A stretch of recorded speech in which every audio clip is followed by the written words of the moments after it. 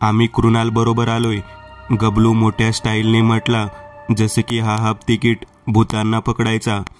दुंकुरराव, मेनकाने एका हाताचा कोपरा गबलूच्या पाठणात मारला. तसा त्याने जरा रागात मेनकाकडे पाहिलं.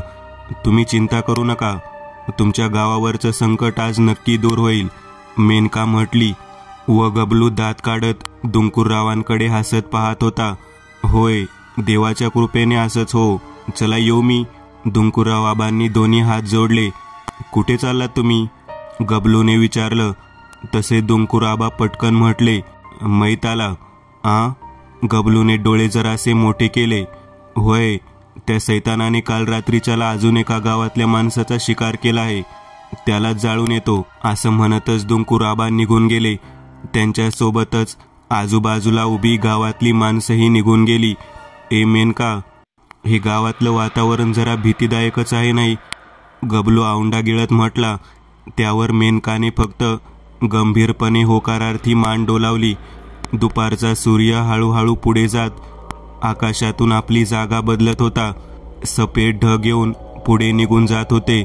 पृथ्वीवर चारही दिशेना पडलेला सूर्याचा पिवळा प्रकाश हळूहळू कमी होत होता. दुपार जाऊन काळभोर अंधाराची संध्याकाळ उजाडली होती. लालगावा स्मशानात दुपारी पेटलेली चिता आताला पूर्णतः जळून खाक झाली होती. पांढऱ्या राखेत उरलेले 1-2 विस्तवाचे निखारे तेवढे हवेच्या तळावर थिरकत उजळून पुन्हा शमत होते. त्या स्मशानाच्या 4 लोखंडांपासून पुढे पाहता ब्लर दृश्यासहित 3 आकृत्या पुढे पुढे चालत येताना दिसत होत्या. मग हळूच ते ब्लर दृश्य साफ झालं आणि त्या 3 आकृत्या दिसल्या. मधोमध समर्थ होते. त्यांच्या उजव्या बाजूला बुटका गबलू होता, तर डाव्या बाजूला अंगावर फुलबाह्यांचा कोट, त्यात ब्लॅक कॉटन टी शर्ट, खाली पायात घट्ट ब्लॅक जीन्स अशी मेनका चालत येत होती. कृणाल, ह्या अशा वेळेला मसनात कशाला घेऊन आलाय बाबा, गबलू जरा घाबरत म्हणाला. गबलू, समर्थांनी गबलूकडे पाहिलं. माझ्या मतानुसार छायांक पिशाच नेहमीच अशा जागेत असतात, फक्त शिकारीकरिता रात्रीच्या वेळेस जंगल वनात उघड्यावर भटकत असतात, आणि मला वाटतं सध्या तो इथेच कुठेतरी आहे. अच्छा, गबलूने जरा घाबरत 4ही दिशेना पाहिलं. अवतीभोवतीचा परिसर, तसं म्हणायला स्मशानाची एरिया 50 फूट अंतरापर्यंत एकही झाड नव्हतं. खाली मातीची जमीन होती, त्यावर मोठाल्या दगडी खडे पडले होते. 50 फूट अंतरापासून पुढे मात्र 4ही दिशेना हिरव्या रंगाची झाडे होती आणि त्या झाडांनी स्मशानाला गोल घेरा घातला होता.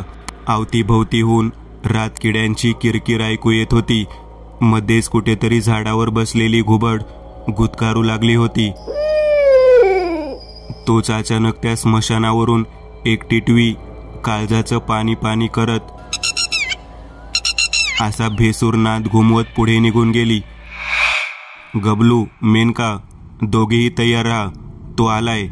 टिटवीने त्याच्या आगमनाची चाहूल लावून दिलीये, समर्थ पटकन म्हटले. तो समर्थांची नजर दूर एका झाडाखाली पडली, ज्या झाडाच्या अंधारात खोडाखाली एक काळशार आकार गुडघ्यात डोकं खुपसून बसला होता. तसे समर्थांनी त्या आकाराकडे डोळे लहान करून पाहिलं. तोच त्या आकाराने त्याला जणू भनक लागल्यासारखी आपली मान गुडघ्यातून हळूच वर काढली. त्याच्या डोळ्यांच्या त्या लालसर विस्तवाच्या खोबण्या अंधारात लाल चटक विस्तवासारख्या चकाकत होत्या. त्या हैवानाची छायांकची ती लाल चकाकती विस्तवी नजर समोरच्याच्या डोळ्यातून थेट आत आत्म्याला पाहत होती. काय ती अमानवीय शक्तीची माया होती. काय पाहतोयस? अचानक समर्थांचा पवित्रा बदलला. त्यांचा आवाज फारच विलक्षण, हुकमी, जरब बसणाऱ्यांमधला झाला. गबलू, मेनका फक्त बाजूला उभे राहून गप्पपणे पुढील घडणारं दृश्य पाहत होते. तुझी आत्मा पाहतोय, झाडाखाली बसलेल्या अवस्थेतच ते ध्यान खोल गेलेल्या आवाजात म्हटलं. माझी आत्मा तुझ्यासारखा तुच्छ पिशाच काय पाहणार रे नराधमा. समर्थ त्यांचा स्वर जराही कमी न करता मोठ्याने त्याच आवेगात म्हटले. 16 जणांची आत्मे पाहिले मी, तर तू काय चीज आहे रे भटोरड्या. महिन्यातले 16 दिवस हा मसनाचा दिवा दररोज पेटवून विजवतोय मी. आज पण चितेच्या वातीने ह्यो मसनाचा दिवा पेटवला मी आणि बघायला आलो तर तो असा मसनात उभा दिसला. ते खर्जातल्या आवाजात खाली बसल्या अवस्थेतच हसत म्हटलं, तुझा बंदोबस्त करायला आलोय मी. जितक्या निष्पाप लोकांचा बळी घेतलास त्या सर्वांच्या मृत्यूचा बदला घ्यायला आलो आहे मी. त्या ईश्वराची शपथ, तुझा अंत आज निश्चित आहे छायांक, माझा अंत. त्याने गुडघ्यावरून हात बाजूला काढले. मग तसा जमिनीचा आधार न घेता अमानवीय शक्तीच्या वापराने उभा राहिला. हळूहळू चालत झाडाच्या काळशार सावलीतून बाहेर चंद्राच्या प्रकाशात येऊन उभा राहिला. मेनका, गबलू दोघेही त्या छायांक पिशाच्याला पाहत होते. त्याचं सर्व शरीर काळशार होतं. हात, पाय, छाती, गोलसर मडक्यासारखं डोकं होतं. त्याच्या शरीराला मानवासारखी चामडी नव्हती, मानवासारखा चेहरा नव्हता. ती फक्त एक सावली होती, चालती फिरती घातकी पिशाची सावली. तू मला कैद करणार? होय, नक्कीच. तुझ्यासारखे 9 जण आधीच माझ्या कैदेत आहेत, त्यात आज तुझी भर पडेल. समर्थांनी असं म्हणतच हात सरळ केले व हाताचा तळवा समोर धरला व मंत्र म्हणत घन आत्मशोषक यंत्र प्रगट करणार तो छायांक पिशाचे म्हटला. कैद करणार ते नंतर भट्या, पण आधी मला पकडून तर दाखव. त्या हैवानाचं शरीर चिपचिपीत काळ्याशार द्रवात बदललं. त्या चिपचिपीत काळ्याशार द्रवाने एका भल्या मोठ्या काळ्याशार गांडुळाचं रूप धारण केलं व तो काळशार गांडूळ वाकडं तिकडं वळण घेत सर्पासारखा जमिनीवर रेंगत जंगलात घुसला. मेनका, गबलू, तुम्ही दोघे इथेच थांबा, मी आताच त्याला पकडून येतो, असं म्हणतच समर्थही त्या छायांकच्या मागे निघून गेले. ए मेनका, हा छायांक तर जाम हुशार निघाला, युद्ध करण्याऐवजी पळूनच गेला. गबलू म्हणाला, ह्याला हुशारी नाही गबलू, डरपोकी म्हणतात, कळलं? आणि लवकरच समर्थांनी त्याला पकडावं असं मला वाटतं, मेनका म्हणाली. त्यावर गबलूने फक्त होकारार्थी मान हलवली. त्याला समर्थांची चिंता वाटत होती. जंगलात काळभोर झाडांच्या पिंजऱ्यात समर्थ मधोमध एकटेच उभे होते. त्यांच्या अवतीभोवती गुडघ्यानितके झुडपांचे पुष्पगुच्छ आणि खाली तपकिरी मातीची जमीन होती. चंद्राच्या उजेडात अवतीभोवती गोल गराडून घालून उभी असलेली झाडे जणू घात घालायला टपून बसली होती. समर्थ जागेवर उभं राहूनच चारही दिशेंना नजर फिरवत होते. त्या पिशाच्य छायांकाचा ठाव घेत होते. समर्थांच्या पाठीमागे 20 पावलांवर एका झाडाच्या खोडावर तो काळाशार पंजा हलकेच आपटला आणि त्या पंजासहितच त्या ध्यानाने खोडामागून तो काळशार थोबाड पुढे आणलं व त्या लाल चटक विस्तवीत डोळ्यांनी समर्थांकडे पाहत ते जबडा विचकत छन्नी हसलं. मग हळूच तो काळशार सावली भक्षक छायांक झाडाच्या खोडामागून बाहेर आला. त्याने आपल्या विस्तवी निखाऱ्यासम डोळ्यांनी हळूच खाली समर्थांच्या सावलीकडे पाहिलं व काळीशार जीभ काळ्याशार ओठांवरून फिरवली. ए भट्या, अचानक पटकन असावधान असतानाच समर्थांच्या कानांवर मागून घोगरा आवाज पडला. तसे ते गरकन वळाले आणि तेवढ्यातच छायांकने जागेवरूनच उडी घेतली. वेळ काळ मंद झाला. .25x ने सर्व काही दृश्य घडू लागलं. हवेत असतानाच त्या छायांकच्या सर्व शरीराचं काळ्या चिपचिपीत द्रवात रूपांतर झालं आणि पाण्याच्या पिचकारीसारखं ते काळशार द्रव वेगाने समर्थांच्या सावलीवर पडलं. पाण्यात उडी मारल्याप्रमाणे समर्थांच्या सावलीत छायांक घुसला. परंतु अचानक तेवढ्यात काहीतरी दैवी चमत्कार घडला. छायांकचं सर्व शरीर एक झटका बसल्यागत समर्थांच्या सावलीतून आतून अफाट वेगाने बाहेरच्या दिशेने भिरकावलं गेलं. काही फूट दूर जमिनीवर जाऊन छायांक पिशाच्य कोसळला. असंभव, आश्चर्य, नवल, अविश्वासाने ते ध्यान समर्थांकडे पाहत होतं. आज पहिल्यांदाच असं घडलं होतं की तो कोणाच्या तरी सावलीला झपाटायला गेला असताना त्या सावलीने खुद्द त्याला आपल्यापासून दूर भिरकावलं होतं. काय झालं छायांक, माझ्या सावलीला भक्ष नाही करू शकलास का? समर्थांनी गालात हसत त्या पिशाच्याकडे पाहिलं. समर्थांनी काही वेळा अगोदर जी ध्यानधारणा केली होती त्याचा हा एक चमत्कार नमुना होता. असंभव, अकल्पनीय आहे हे. आजपर्यंत असं कधीच घडलं नाहीये. तू तुझ्या सावलीने मला तिच्यापासून स्वतः दूर हिबाळून दिलं आणि माझी शक्तीसुद्धा खेचून घेतली. कोण आहेस तू? काय आहेस तू? सांग, सांग मला, कोण आहेस तू? तो छायांक पिशाच्या जमिनीवर पडलेल्या अवस्थेतच आश्चर्यकारक झटका बसल्यागत समर्थांकडे पाहत म्हटला. त्याच्या स्वरात भीतीचा उच्चांक होता. तो वेगळा. त्याला कळून चुकलं होतं. हा माणूस काही साधारण नाही, ज्याच्या सावलीसुद्धा प्राण आहेत. असा माणूस नक्की साधासुद्धा नाही, हे त्याला कळून चुकलं होतं. मी. समर्थांनी मान जराशी ताट केली व करड्या आवाजात म्हटले, महादेव वंशावळ, महादेव भक्त आणि तुझ्यासारख्या नराधमांचा संहारक, समर्थ कृणाल. समर्थांनी असं म्हणताच त्यांच्या हातातला एक रुद्राक्ष कडा बाहेर काढला.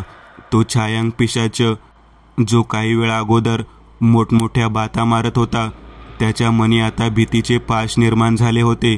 तो घाबरला, बिथरला होता. जमिनीवर पडलेल्या अवस्थेतच तो रांगत रांगत मागे जात होता. त्याच्या डोळ्यातले विस्तवधारी निखारे भीतीपोटी शमत चालले होते. हळूहळू त्या डोळ्यांच्या कवड्यांची पांढरी राख होत चालली होती. नाही, नाही, मला सोड, माझी चूक झाली. त्या हैवानाला त्याच्या तोंडून समर्थांचं नाव घेणेही वर्ज्य असावं की तो पूर्णतः शब्द बोलू शकत नव्हता. समर्थांनी हातातला रुद्राक्ष कडा हलकेच आपल्या कपाळाला स्पर्श केला. त्यांच्या कपाळाला लाल रंगाचा धर्मसूचक टिळा होता. त्या रुद्राक्ष कड्याचा स्पर्श टिळ्याला होताच तो टिळा लाल चटकधारी रंगाने चमकून उठला. त्यातून एक लेझरसारखी प्रकाशरेषा सू असा स्पेसशिप साऊंडसारखा आवाज करत वेगाने बाहेर पडली. थेट जाऊन त्या हैवानाच्या देहावर आदळली. तसं त्याचं काळशार शरीर वेदनेने पिळवटून निघालं. काळशार सर्व शरीर चंदेरी रंगाने चकाकून उठलं. वेदनेने तो गुरासारखा ओरडू लागला, हातपाय झाडू लागला. समर्थांनी उजवा हात पुढे केला. त्या हाताच्या पंजांनी तर्जनी अखेरची घटका मोजत बसलेल्या त्या छायांकडे केली व करड्या जबरी स्वरात म्हटले, नराधमा, ज्या ज्या निरपराध लोकांची काही गलती नसताना तू हत्या केलीस, त्याचीची परतफेड आहे. समर्थांच्या कपाळावर असलेल्या टिळ्यातून निघालेली ती शक्तिरेषा पुन्हा माघारी आली व तो लाल रंगाचा चमकणारा टिळा पुन्हा पहिल्यासारखा झाला. तसा समर्थांनी हातातला रुद्राक्ष कडा सुदर्शन चक्रासारखा तर्जनीत अडकवला आणि तर्जनी गोल गोल भिंगवू लागली. तसा तो रुद्राक्ष कडा हळूहळू वेग धारण करू लागला. शेवटच्या क्षणी तो रुद्राक्ष कडा तर्जनीतून निसटला. थेट पिशाच छायांकच्या दिशेने निघाला. हवेतच त्या कड्यातला एक रुद्राक्ष विस्तवासारखा चमकून उठला होता. त्या दैवी रुद्राक्ष कड्याचा भिंगता वेग इतका अफाट होता की रुद्राक्ष कड्यात असलेल्या पाचही विस्तवासारख्या चमकून उठलेल्या रुद्राक्षांमधून चरचर असा आवाज करत तपकिरी रंगाच्या ठिणग्या बाहेर पडत होत्या. रुद्राक्ष कड्यातून निघणाऱ्या तपकिरी प्रकाशाने 10 फूट अंतरापर्यंतचा एरिया दुपार असल्याप्रमाणे उजळून निघाला होता. सुई असा रॉकेटप्रमाणे आवाज करत तो रुद्राक्ष कडा अफाट वेग धारण करत छायांकच्या दिशेने आला आणि त्याचं काळशार मुंडकं ठिणग्या उडवत थेट मागे निघून गेला. समर्थांनी आपला उजवा हात हवेत धरला. तसे पुढे निघून गेलेला तो कडा आदेश मिळाल्याप्रमाणे पुन्हा माघारी आला व समर्थांच्या हाती घुसला. तसा समर्थांनी त्या उजव्या हाताचा तळवा समोर धरला. घनात्म शोषक प्रगटम. समर्थांनी मंत्र उच्चारलं तसं त्यांच्या हातावर 2 सेकंदाकरिता फिकट निळसर रंगाची धुळीकण तयार होत वाकडी तिकडी फिरू लागली. त्याच धुळीकणांमार्फत त्यांच्या हातात एक फिकट निळसर रंगाचा घन आकाराचा क्यूब तयार झाला, जो की घनात्म शोषक होता. छायांकचं सर्व काळशार शरीर उडवलेल्या मुंडक्याचंही क्षणार्धात काळ्याशार वाफेत रूपांतर झालं व ती वाफ घनात्मक शोषकाच्या दिशेने येत आत सामावली गेली. गबलू लालगावच्या स्मशानात उभा होता. त्याची घाबरी गोबरी नजर अवतीभोवती फिरत होती. त्याच्यापासून जरा दूरच मेनका उभी होती. ती सुद्धा एक घोस्टबस्टर असल्याने तिला ह्या वातावरणाची सवय होती. भीती काय असतं हे तिला दूरपर्यंत ठाऊक नव्हतं. तोच तिची नजर त्या झाडाच्या दिशेने गेली जिथे काही वेळा अगोदर छायांक पिशाच्य बसला होता, जिथून एक काळीशार आकृती चालत येत होती. समर्थ, मेनका इतकंच म्हटली व चालत जाणार. तोच मध्ये गबलू आला. थांब मेनका, पुढे नको जाऊ. तो छायांक असला तर? 1.5 फूट गबलू 4.5 फूट उंचीच्या मेनकासमोर ढाल बनून उभा राहिला. तोच मेनकाने त्याच्या डोक्यात टपली मारली. ए हाफ तिकीट, ते समर्थच आहेत, नीट बघ. मेनका गालात हसत म्हटली. मग तिने डोळ्यांनीच गबलूला पुढे पाहण्याचा इशारा केला. तोपर्यंत समर्थ त्या दोघांपाशी पोहोचले सुद्धा. कृणाल, काळतोंड्या कुठे आहे? गबलूने दात खात विचारलं. त्यावर समर्थांनी हातात असलेला घनात्मशोषक दाखवला. आहे की, ह्यात निवांत सावल्या खात बसला आहे. समर्थ जरासे हसले. त्यांना दुजोरा म्हणून मेनका गबलू सुद्धा खळखळून हसले. शेवटी सत्याई का बुराई पे विजय जो हुआ था.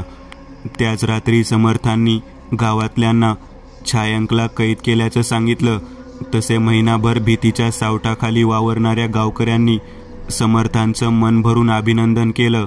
मग काही वेळाने समर्थ, मेनका, गबलू तिघेही जीपमधून पुन्हा परतीच्या वाटेला लागले. जीपने लालगाव सोडलं होतं. जीप गावातून हलकेच बाहेर पडली. लालगावच्या नदीवरून जाणाऱ्या पुलावरून जीप जात होती. तोच समर्थांनी मेनकाला जीप थांबवायला सांगितली.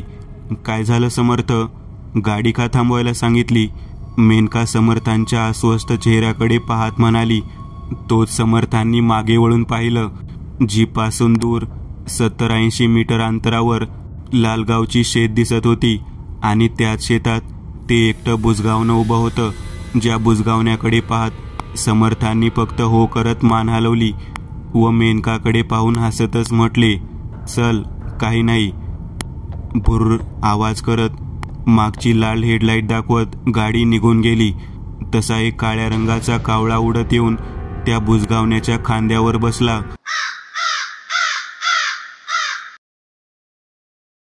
मित्रांनो, आज पुरतं एवढंच.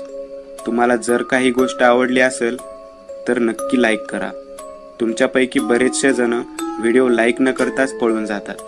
पण हा जर व्हिडिओ तुम्ही लाईक केला तर मला जरा बरं वाटेल आणि असेच भारी भारी व्हिडिओ बनवायची माझ्यात एनर्जी येईल. त्यामुळे नक्की लाईक करा. आणि अजूनही कोणी या चॅनलला सबस्क्राईब केलेलं नसाल तर लगेच सबस्क्राईब करून टाका. आणि बाजूची घंटी ती मात्र दाबायला विसरू नका. देवाची घंटी आहे ती. चला तर मग पुन्हा भेटूया अशीच एक आगळी वेगळी गोष्ट घेऊन पुढच्या